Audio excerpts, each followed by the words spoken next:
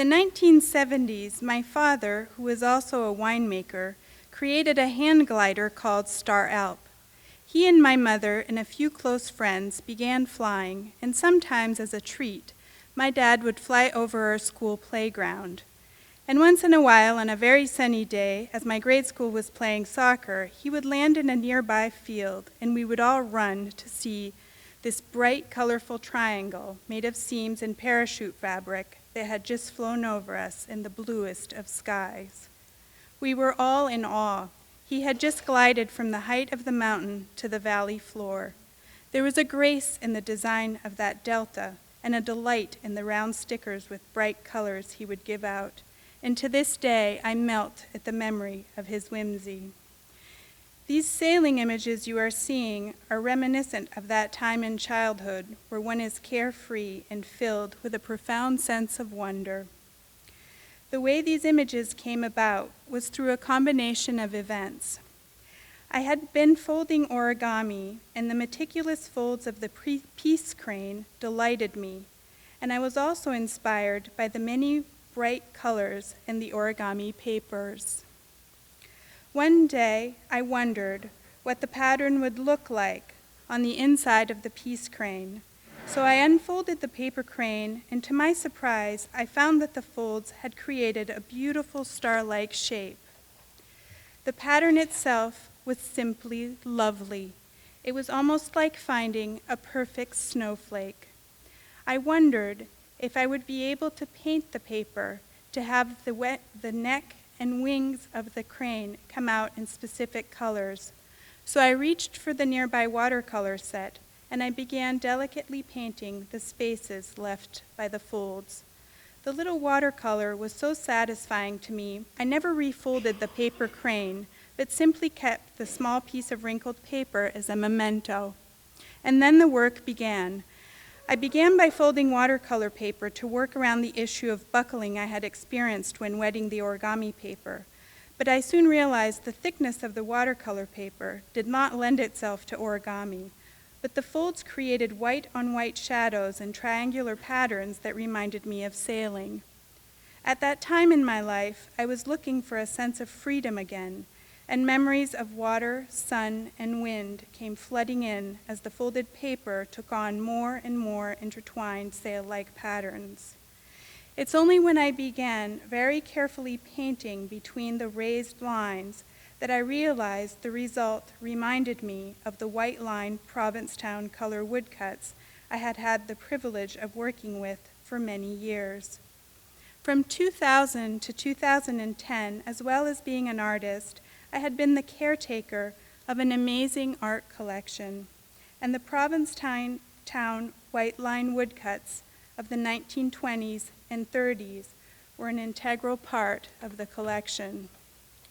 The artists would create images by carving into a soft block of wood. Then they inked the wood, and with a spoon, they pressed the paper as hard as possible into the painted blocks. Their printing process created stunning raised white lines. My first sailing images came in the late fall and early winter of 2011. My favorite, the next one coming up, is rich in deep purple hues and much darker in tone than the others. I was surprised it felt so much like stained glass. It reminded me of a storm brewing. My earlier images not only used watercolor, but wax crayon as well. This created an interesting texture and added to the feeling of open water. Strong winds appeared to come across in the long diagonal formats. For the next image, titled Orange Sail, I used a deep, dark red to color some of the white lines. I thought of samurai swords and bloodlines, as well as sailing, while this image came to life.